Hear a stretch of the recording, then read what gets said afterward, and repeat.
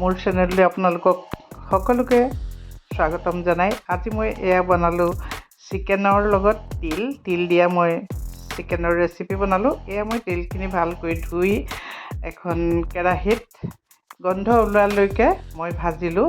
ভজাৰ পিছত মই মিক্সাৰত গুড়ি কৰি ল'লোঁ। তাৰপিছতে এখন কেৰাহী পাতি তাতে অলপমান তেল দি পিঁয়াজ আৰু আদা ৰচুন এতিয়া মই এইখিনি ভাজি লৈছোঁ। দুটা শুকান জলকীয়া দিলোঁ। তাৰপিছতে 1 চামুচ দিছোঁ গোটা জিৰা।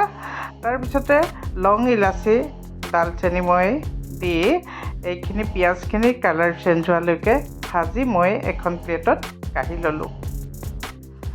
তাৰপিছতে মই সেইখিনি তেলতে চিকেনখিনি সুন্দৰকৈ ফ্ৰাই কৰি ল'ম।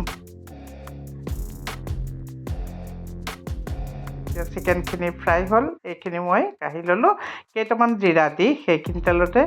তাৰপিছতে মই যিখিনি পেষ্ট কৰি লৈছিলোঁ আদা ৰচুন আৰু পিঁয়াজ সেইখিনি পেষ্ট কৰি লৈছিলোঁ এইখিনি মই কেৰাহীত দি দিলোঁ আৰু সোৱাদ অনুসৰি নিমখ দিলোঁ। সুন্দৰকৈ এতিয়া মই লৰালোঁ। তাৰপিছতে মই চিকেন মছলা ঘৰতে ৰেডি কৰি ৰখা চিকেন মছলা মই 1 চামুচ দি দিলোঁ। আৰু এতিয়া মই ইয়াত দিম তিল। এয়া ভাজি গুড়ি কৰি লোৱা তিলখিনি মই ডাঙৰ চামুচেৰে 2 চামুচ দি দিলোঁ। যিহেতু তিলেই সোৱাদটো আনিব তিলখিনি অকণমান বেছিকৈ দিছোঁ।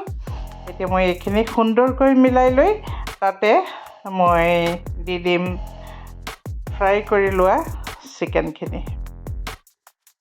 এয়া মই ফ্ৰাই কৰি লোৱা চিকেনখিনি দি দিলোঁ।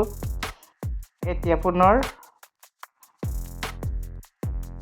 লৰাইছোঁ। অতি সুন্দৰ ৰেচিপি, আপোনালোকে বনাই ট্ৰাই কৰি চাব পাৰে। ময়ো বনাইছিলোঁ, খাবলৈ বহুত ভাল লগা। এতিয়া মই 5 মিনিটৰ কাৰণে ঢাকোন মাৰি ৰাখিলোঁ। এয়া চব এয়া তেলখিনি ওলাই আহিলে মানে মোৰ চিকেন অলৰেডি হৈ গৈছে। এতিয়া মই আকৌ সুন্দৰকৈ লৰাই এতিয়া মই এয়া লৰাই ল'লোঁ। এতিয়া মই কেঁচা ধনিয়া ইয়াতে দি দিলোঁ। আপোনালোকে বনাই খাব আৰু ভাল পালেও কমেণ্ট কৰিব, বেয়া পালেও কমেণ্ট কৰিব, কোনো আপত্তি নাই। আৰু যদি ভাল লাগিলে লাইক কৰিব, কমেণ্ট কৰিব, শ্বেয়াৰ কৰিব। আৰু যিসকলে এতিয়ালৈকে মোৰ চেনেলটো ছাবস্ক্ৰাইব কৰা নাই ছাবস্ক্ৰাইব কৰি দিব। পুনৰ নতুন ভিডিঅ' লৈ অহাৰ প্ৰতিশ্ৰুতিৰে আজিলৈ আহোঁ। ধন্যবাদ।